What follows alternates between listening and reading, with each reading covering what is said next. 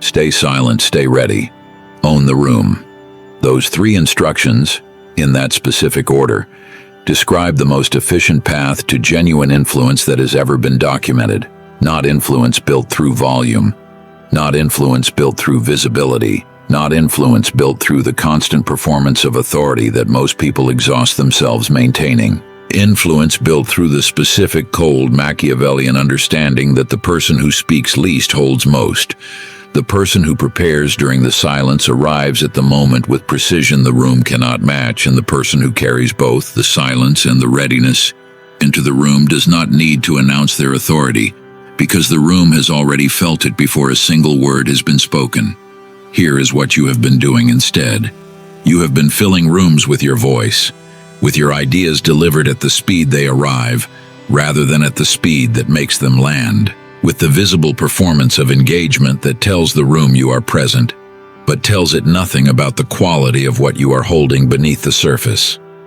You have been speaking first because the speaking felt like contributing, responding immediately because the responding felt like readiness, occupying the room's attention because the occupying felt like owning.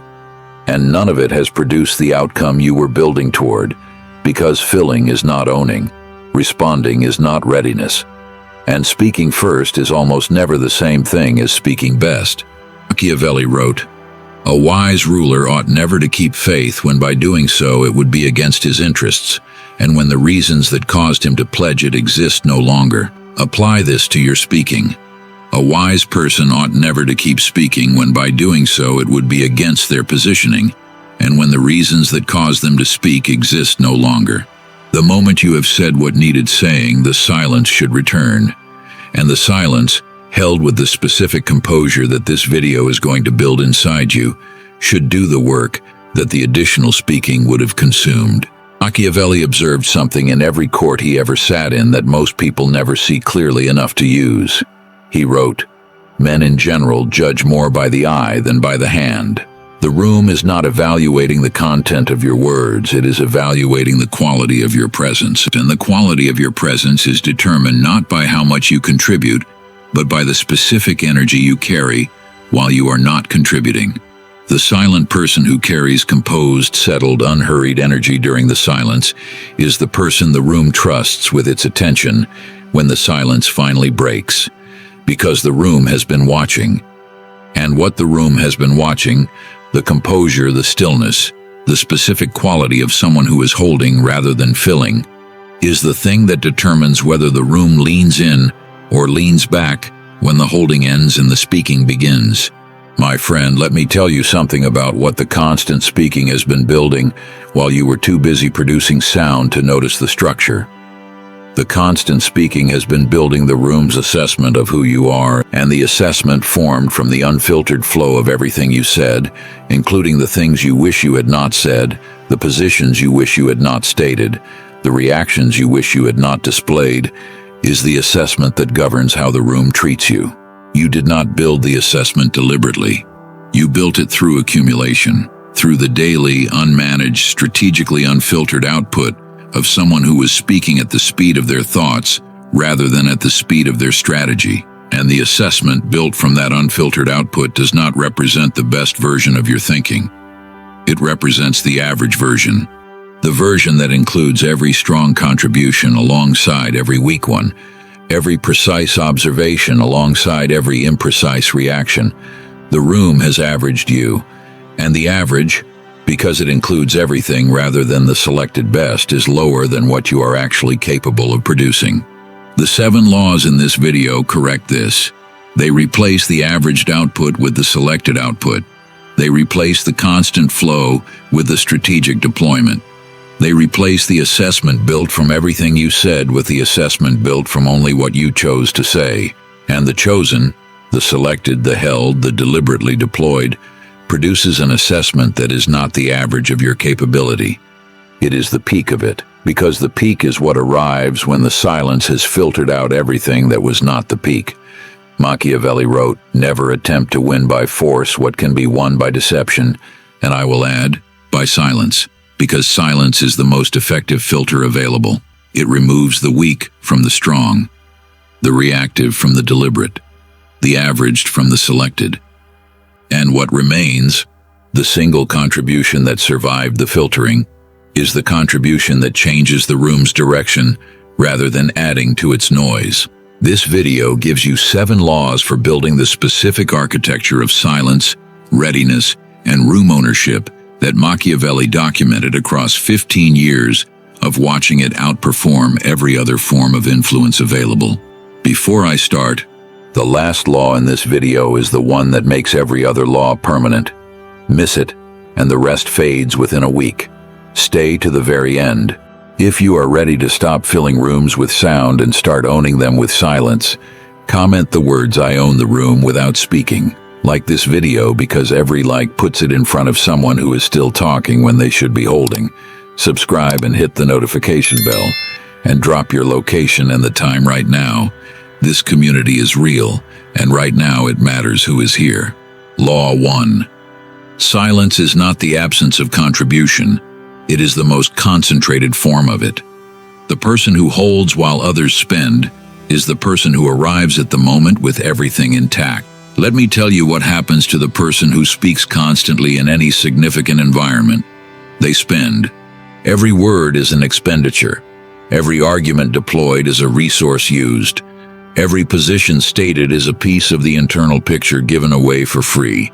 The constant speaker arrives at the end of the meeting, the negotiation, the conversation, having distributed everything they had across every moment of the interaction. Their position is known. Their reasoning is documented. Their priorities are visible. Their vulnerabilities, revealed through the unfiltered flow of words that constant speaking always produces, are available to anyone who was listening with the specific quality of strategic attention that the silent person was bringing. Machiavelli would never spend first. Here is what he would do. He would hold. He would let the room fill itself with the contributions of the people who could not resist the speaking. He would watch each contribution arrive, evaluate it, file it, and add it to the picture he was building, while the room was building its assessment of everything except him, because he had given the room nothing to assess. And when the room had exhausted its first wave of energy, when the speakers had spoken and the positions had been stated, and the landscape had been fully revealed by the people who could not hold their terrain long enough to see the full picture before contributing to it, he would speak. Once. Precisely, aimed at the specific gap in the room's thinking that the silence had allowed him to identify and that the speakers, too busy speaking to see, had missed entirely. Machiavelli wrote, "There is no other way to guard yourself against flattery than by making men understand that telling you the truth will not offend you. Apply this to silence. There is no better way to guard yourself against bad positioning than by making the room exhaust its own information before you deploy yours. Here is your practice. In your next significant group interaction, do not speak for the first 15 minutes, not passively. Actively, track the spoken conversation and the unspoken one. Map who is aligned with whom. Identify what the decision maker has not yet said.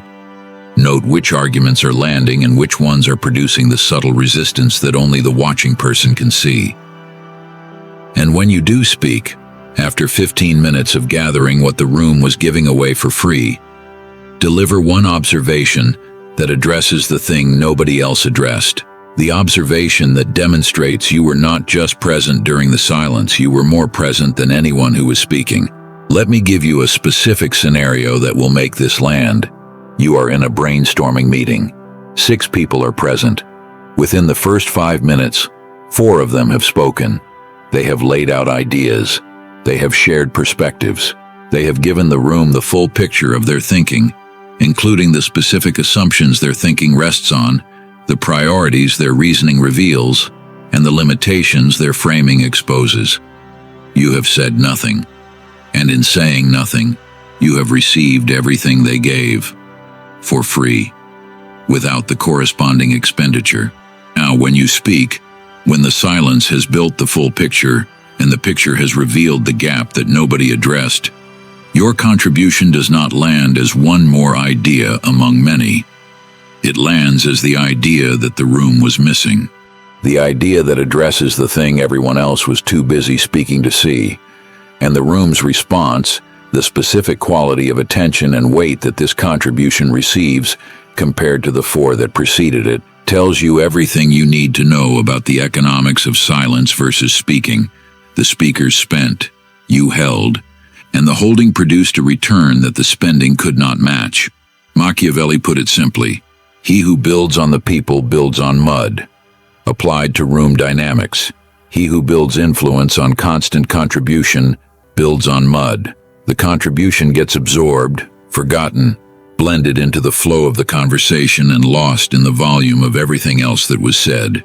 The person who builds influence on strategic silence builds on stone, because the rare contribution, arriving from the silent person with the full weight of the composure that preceded it, is the contribution the room remembers. Comment I hold while others spend. Law 2.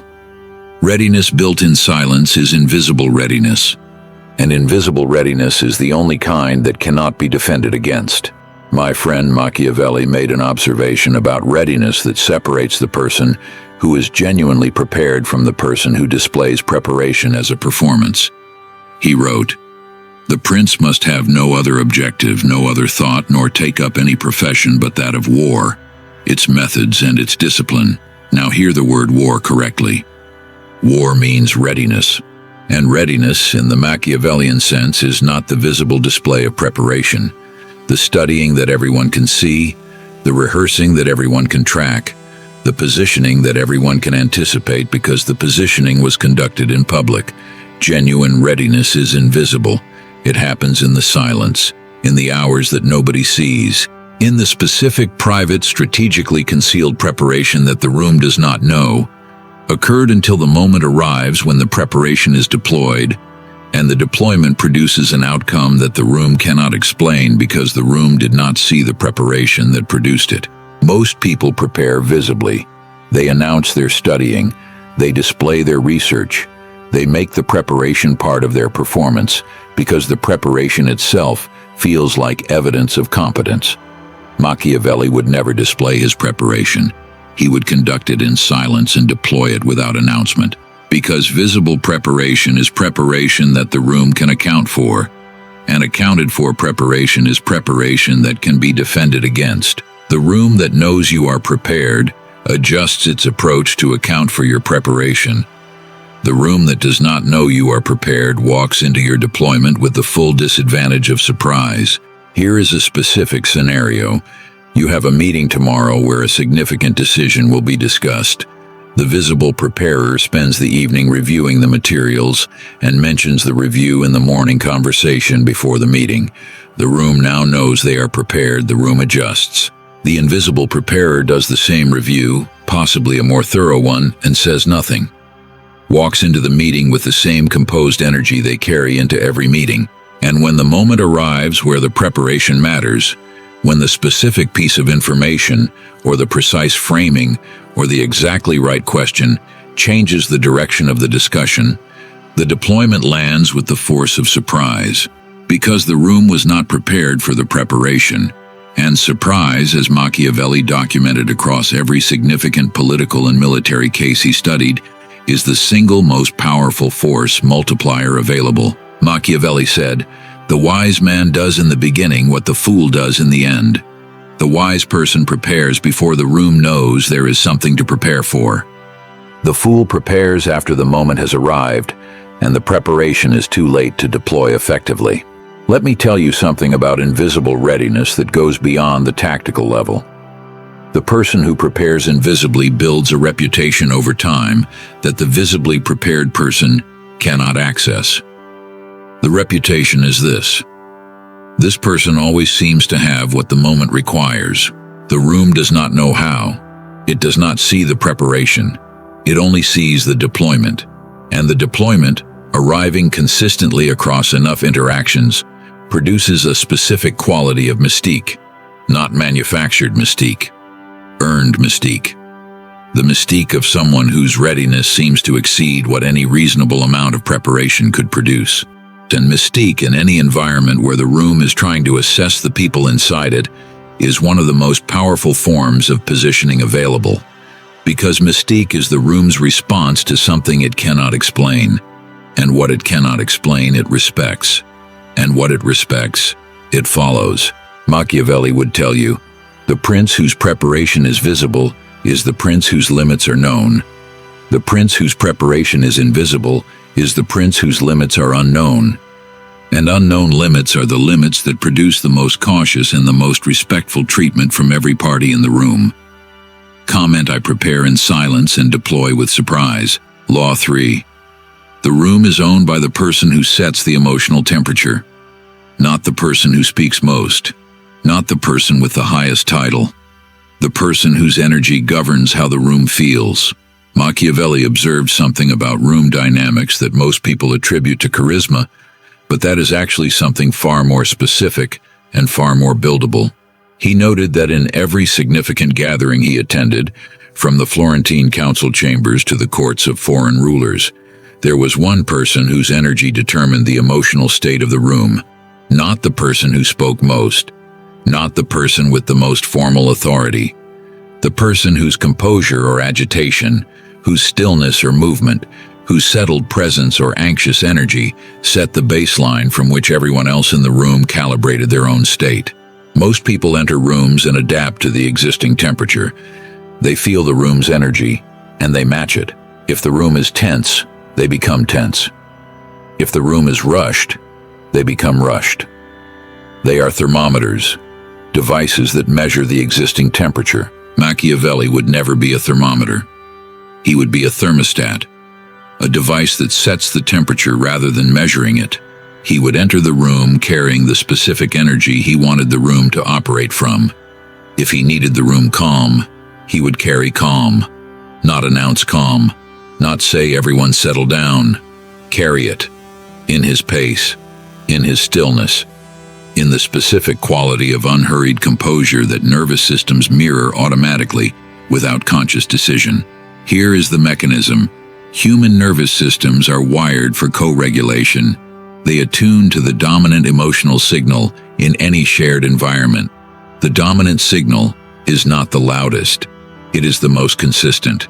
The person whose energy does not fluctuate and who carries the same composed, settled, intentional quality regardless of what the room is doing becomes the signal the room attunes to, not because the room chose to follow them, because the room's nervous systems, scanning for the most stable signal available, locked onto the most stable presence in the space. And locked-on attention is ownership, not announced ownership, neurological ownership.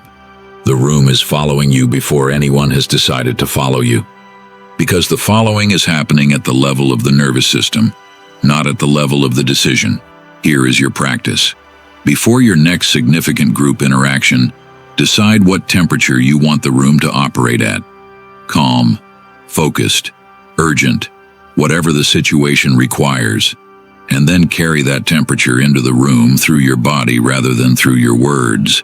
Let the pace of your movement set the pace the room attunes to. Let the quality of your stillness set the baseline the room calibrates from. Let the energy you brought become the energy the room operates on. That is room ownership. And it happens in silence. Let me give you a specific example that makes this immediately usable. You walk into a meeting where the energy is tense. A difficult discussion is anticipated. The room is running on anxiety. People are speaking faster than usual. The body language is tighter than usual. The air in the room carries the specific quality of preemptive defensiveness that difficult discussions always produce. Most people entering this room would absorb the tension. Their nervous systems would attune to it. Their pace would match it. Their energy would mirror it. And the room would remain at the temperature it was already running on. You enter differently. You enter at a slower pace than the room's current energy. You sit with a composure that does not match the anxiety the room is carrying. You hold a quality of unhurried presence that is specifically, deliberately, measurably different from the energy that everyone else brought through the door. And here is what happens. The room's nervous systems, scanning for the most stable signal, lock onto yours. Not because you are the highest-ranking person, because you are the calmest.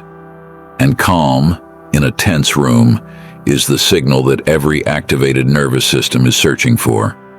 Within minutes, sometimes less, The room has adjusted. The pace has slowed. The defensiveness has softened. The specific quality of preemptive anxiety has been replaced by something closer to the energy you brought. You have not said a word. You have not addressed the tension. You have not announced that the room should calm down. You simply carried a different temperature into the space, and the space matched you rather than the other way around. Machiavelli observed this in the most effective rulers he studied. He noted that the ruler who entered a room carrying composed energy governed the room's state more effectively than the ruler who entered carrying commands, because commands can be resisted, energy cannot. It is absorbed automatically. And the person whose energy is absorbed is the person who governs the room at the neurological level, below the level of conscious resistance, below the level of decision, at the specific level where the room's actual operating state is determined. Comment: I set the temperature rather than measure it. Machiavelli made an observation that bridges the first three laws into the fourth with perfect precision. He said, "It is double pleasure to deceive the deceiver." Apply this to room dynamics. It is double ownership to own the room that believed it was managing you. The first three laws: silence that gathers while others spend, readiness built invisibly, and temperature setting through composed energy, produce a specific quality that the room registers but cannot name. The room feels that something is different about how you operate. It feels that your presence carries a weight that most people's does not. But it cannot identify the source, and the inability to identify the source is the ownership, because ownership that can be identified can be challenged. Ownership that cannot be identified can only be felt, and felt ownership is the only kind that holds permanently. Law 4. Hold your position during the silence. The silent person who shifts under pressure is the silent person who has wasted the silence. My friend, this law addresses the specific vulnerability that most people who practice silence encounter, and that almost nobody warns them about. Silence builds pressure, not just on the room, on the person holding it. The silence produces its own form of discomfort. The specific physical, genuinely felt pressure to fill, to speak, to contribute something that breaks the tension the holding is producing. And most people, when they feel that pressure, break. They fill the silence with words that were not planned. They abandon the position they were holding because the holding became more expensive than the abandoning. And the room, which was watching the silence with the specific quality of attention that silence always generates, registers the breaking as weakness, as evidence that the silence was not composure but delay, that the person was not holding strategically but hesitating anxiously, and that registration, filed in the room's assessment, undoes every benefit the silence was building. Machiavelli wrote, "A prince being thus obliged to know well how to act as a beast must imitate the fox and the lion. The fox avoids the traps, the lion frightens the wolves." In the context of holding silence under pressure, the fox is the awareness that the pressure is a trap, designed to produce the breaking that gives the room the data it is looking for. And the lion is the specific quality of composed presence that holds through the pressure without the visible evidence of strain that the breaking would have displayed. Here is the contrast. Most people are silent until the silence becomes uncomfortable, and then they speak to relieve the discomfort. Machiavelli would never speak to relieve his own discomfort. He would hold through the discomfort with the settled awareness that the discomfort is the pressure the room is applying, and that the holding through the pressure is the demonstration that converts silence from delay into composure, and composure, demonstrated under pressure, is worth more than any contribution the breaking would have produced. Let me give you a specific practice for building the hold. The next time you are in a conversation where the silence becomes uncomfortable, where the pressure to speak is building in your chest, and the words are stacking up behind your teeth, and every social instinct you carry is screaming that the silence has gone on too long, hold for 3 more seconds. Not 3 minutes, 3 seconds. Feel the pressure, feel the discomfort, and hold through it. Those 3 seconds are the training. Every time you hold through 3 seconds of pressure that the old version of you would have broken, the holding muscle gets stronger, and the stronger holding muscle produces longer holds. And longer holds produce the specific quality of composed silence that the room experiences as authority. Machiavelli wrote, "There is nothing so weak and unstable as a reputation for power that is not based on one's own forces." Apply this to silence. There is nothing so weak as a reputation for composure that breaks the moment the pressure exceeds the comfortable level. The reputation for composure must be built on genuine holding, on the specific, experienced, physically practiced capacity to sit inside the discomfort without converting it into speech. That is your force. And the force, built through daily practice of the 3-second hold extended gradually over time, is what converts the silence from a tactic into an identity. Comment: I hold through the pressure. Law 5. Prepare 3 responses before you deliver one. The ready person speaks once, and the once changes the room's direction. Machiavelli observed, "Whoever wishes to foresee the future must consult the past, for human events ever resemble those of preceding times." Apply this to the specific moment where the silence breaks and the speaking begins. The ready person does not improvise. The ready person has used the silence to prepare, not one response, 3. Because the situation has not yet revealed which response it will require, and the person who has prepared 3 can deploy the one that fits with the specific precision that improvisation can never match. Here is what this looks like. You are in a discussion where a decision is being debated. During your silence, you have mapped 3 probable directions the discussion will take. For each direction, you have prepared a response, a specific observation, a precise reframe, a contribution that addresses the direction with the accuracy that only advanced preparation can produce. The discussion develops, the direction reveals itself, and you deploy. Not the response you hope to give, the response that fits what actually happened. And the fit, the specific, precise, almost uncanny alignment between what you said and what the room needed to hear, produces the impression that you are seeing something the room cannot see. That impression is correct. You are seeing something the room cannot see. You are seeing the prepared landscape. And the prepared landscape, built in the silence while the room was busy speaking, is the advantage that converts your single contribution from a comment into a course correction. Here is your practice. Before your next meeting, prepare 3 probable outcomes and 1 response for each. Write them down. Hold them during the meeting. Watch which direction the conversation takes, and deploy the response that matches. 1 response. Delivered after the silence has given it the full weight of the composure that preceded it. And notice how the room responds to a single contribution that lands with more precision than the 10 contributions it followed. Let me tell you why this practice produces more influence than any amount of spontaneous brilliance ever could. The spontaneous contribution, the insight that arrives in real time, the observation that fires as the thought forms, carries a specific quality that the room processes as reactive. It is fast. It is unfiltered. It may be correct. But it arrives with the energy of something that was produced by the moment rather than something that was carried into the moment. The prepared contribution is different.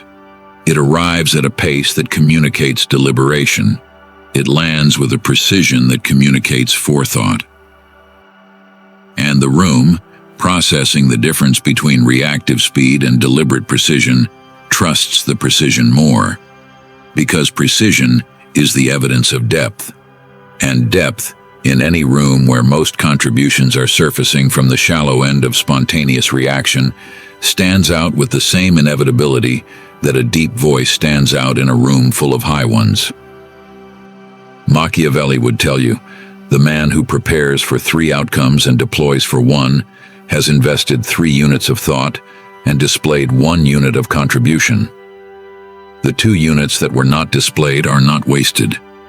They are the foundation that makes the displayed unit land with 3 times the weight. The room does not see the foundation, the room only sees the building, but the building, because it stands on a foundation the room cannot see, appears to stand on nothing.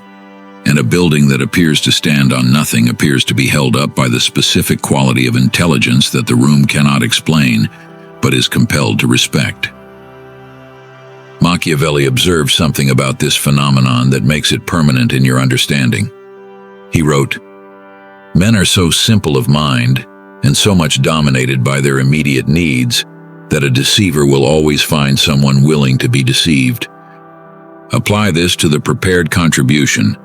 The room, dominated by its immediate need for someone to provide direction, will always be receptive to the contribution that arrives with the quality of deliberate preparation, not because the room was deceived, but because the room recognized in the precision of your single contribution the specific quality of someone who was thinking more deeply than the room was speaking. And that recognition, arriving from a contribution the room did not see being prepared, produces a respect that spontaneous brilliance, however genuine, can never match.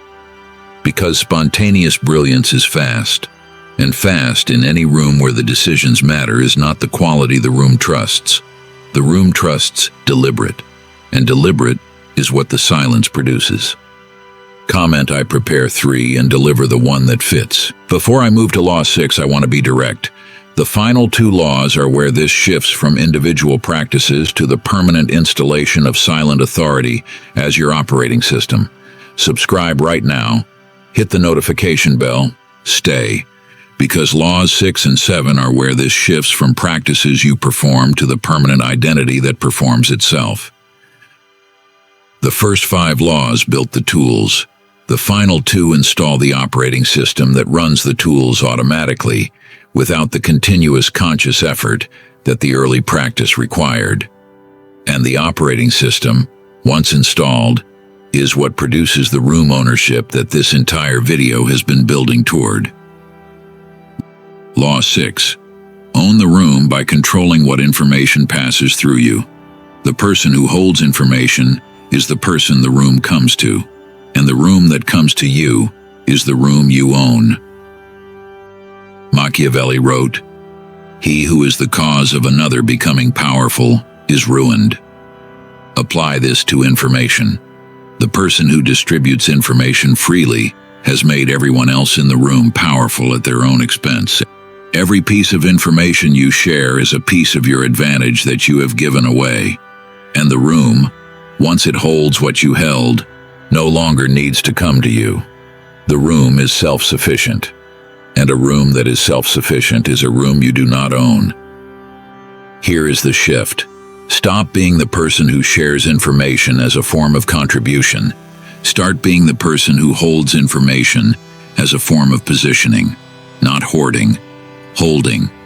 The distinction matters. Hoarding is secretive.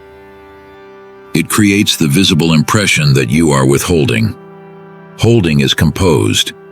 It creates the specific impression that you know more than you are showing, and that what you are showing has been selected with deliberateness. The room relates differently to the person who holds. The room comes to the holder. The room seeks the holder's input. The room values the holder's perspective more highly than the perspective of the person who distributed everything freely. Because the room has learned through consistent experience that what the holder shares is selected, and selected information is more valuable than unselected information, the way a curated collection is more valuable than a pile. Here is a Machiavelli proverb that makes this permanent. He observed, "The first method for estimating the intelligence of a ruler is to look at the men he has around him." Apply this to information. The first method for estimating the value of what someone knows is to observe how selectively they share it. The person who shares everything is the person who values nothing.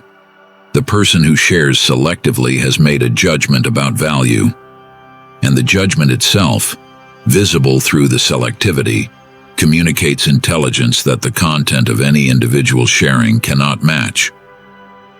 Here is your practice. In your next significant conversation, where you hold information the room does not have, share half. The specific half that serves the conversation and serves your positioning simultaneously. Hold the other half, not to be manipulative, to be strategic. Because the half you held is the half that keeps the room coming back to you the next time information is needed. And the coming back is the ownership.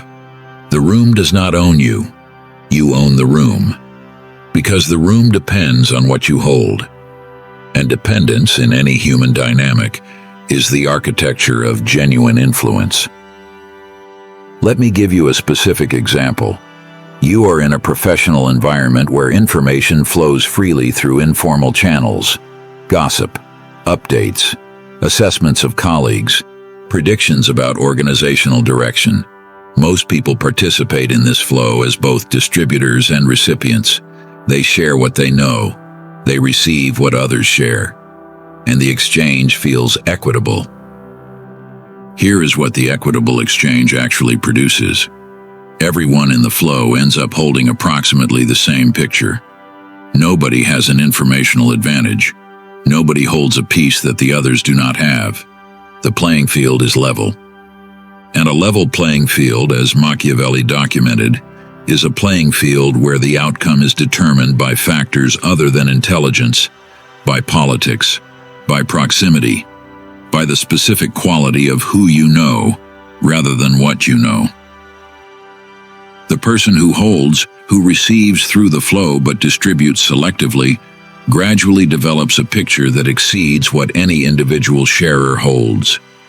Because they are receiving from everyone without giving equivalently to everyone, the asymmetry, sustained across weeks and months, produces a growing informational advantage. And the advantage, invisible because it was accumulated through receiving rather than through the visible act of gathering, is the specific foundation of quiet room ownership. Machiavelli observed, "A prince who does not understand warfare cannot be esteemed by his soldiers." Apply this to information. The person who does not understand the value of what they hold cannot be respected by the room that needs what they are holding. Understand the value, hold accordingly, and let the holding produce the coming to you that is the architecture of permanent influence. Comment, I hold what makes them come to me. Law 7. The permanent ownership. The room that has learned you are silent, ready, and composed treats you as the authority before you have said a word. That is the architecture this entire video has been building. This is the last law. This is the one that makes every other law permanent. And it is not a new behavior. It is the specific moment where the behaviors stop being practices and start being identity, where the silence stops being something you choose and starts being something you are, where the readiness stops being something you prepare and starts being something you carry, where the room ownership stops being something you construct and starts being something that arrives with you through the door because the room has learned, through consistent experience of who you are across enough interactions, that your silence is not empty, your readiness is not casual, and your composure is not a performance. Machiavelli wrote something about permanence that closes this entire video. He said, "The wish to acquire is no doubt a natural and common sentiment, and when men attempt it, who can do so successfully, they are always praised and never blamed. Apply this to the acquisition of room authority. The wish to own the room is natural. And the person who acquires the ownership through silence, readiness, and composure is always respected. Because the acquisition was not made through force. It was not made through volume. It was made through the specific, earned, consistently demonstrated quality of someone who holds more than they show, prepares more than they display, and speaks less than they could, and whose speaking, when it arrives, changes the direction of everything it touches. Here is what this looks like when the architecture is fully installed. You walk into a room. The room adjusts, not dramatically, subtly. The attention shifts slightly toward the door. The energy recalibrates slightly around your presence. The specific quality of the room's operation changes in ways that nobody in the room could articulate, but that every nervous system present has registered. The person who holds has arrived. The person whose silence carries weight has entered. The person who speaks rarely and precisely has taken their position. And the room, having learned through every previous interaction what your silence means and what your speaking produces, has already begun organizing itself around the authority you carry before a single word has been spoken. That is permanent room ownership, not performed, installed, through the daily practice of silence that gathers while others spend, through the invisible readiness that deploys with the force of surprise, through the temperature setting that makes your composure the room's baseline, through the holding that does not break under pressure, through the precision of the single contribution that changes direction, through the selective information flow that keeps the room dependent on what you hold, and through the accumulated experience, across months and years of consistent practice that makes the room's treatment of you automatic rather than negotiated. Machiavelli would tell you one final thing. He would say, the room you own through silence is the room you own permanently, because silence, unlike volume, does not exhaust itself. Silence is renewable, silence is sustainable. And silence, held with the composure and the readiness that this video has been building, is the most powerful instrument of influence that any human being has ever wielded. It requires no energy to maintain. It produces no enemies through its use. And it communicates to every nervous system in every room it enters the specific quality of authority that no amount of speaking has ever been able to match. You do not need to say a thing. You need to be the thing. And the being, silent, ready, composed, is the permanent ownership that this video just built. Let me tell you what this architecture looks like over 90 days of consistent practice. In the first 2 weeks, the silence feels unnatural. Holding while others spend feels like missing the moment. Not speaking feels like not participating. The pressure to fill is constant, and the holding requires continuous conscious effort. That is normal. That is the first phase. By the end of the first month, something shifts. The silence starts producing data that the speaking never did. You begin to see the unspoken dynamics that were always present, but that were invisible while you were too busy contributing to the spoken conversation to notice them. The room starts looking different from inside the silence than it looked from inside the speaking. And the different-looking room produces a different quality of understanding that the speaking you never had access to. By the end of the third month, the architecture is installed. The silence is no longer practiced. It is how you operate. The readiness is no longer prepared. It is how you arrive. The room ownership is no longer constructed. It is how the room responds to your presence before you have made a single contribution. You walk through the door and the adjustment happens, not because you announced your authority, because you carried it. Through 3 months of daily practice that converted the 7 laws from behaviors into identity. Machiavelli built this architecture across 15 years of diplomatic practice. You are building it in 3 months. The advantage is his documentation. What took him a career to discover is available to you as a framework. The framework is the 7 laws. The practice is the daily application. And the identity, silent, ready, composed, owning, is what emerges from the practice the way the statue emerges from the stone. Not by adding material, by removing everything that the silence and the readiness and the composure did not require. Comment: I own every room I enter in silence. My friend, let me leave you with the Machiavelli proverb that holds everything together. He wrote, "Where the willingness is great, the difficulties cannot be great." The willingness to stay silent when the speaking would feel easier. The willingness to stay ready when the resting would feel more comfortable. The willingness to own the room through composure rather than through the performance that the room was expecting. That willingness is the only thing this video requires from you. The laws are available. The practices are specific. The architecture is sound. The only question is the willingness. You have it. You have watched this far. That is the proof.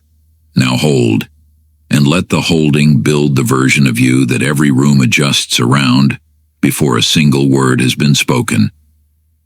Here is what the building looks like starting tomorrow. One meeting where you hold for 15 minutes before speaking. One conversation where you set the temperature through your body before the words begin. One moment of pressure where you hold 3 seconds longer than the old version of you would have held.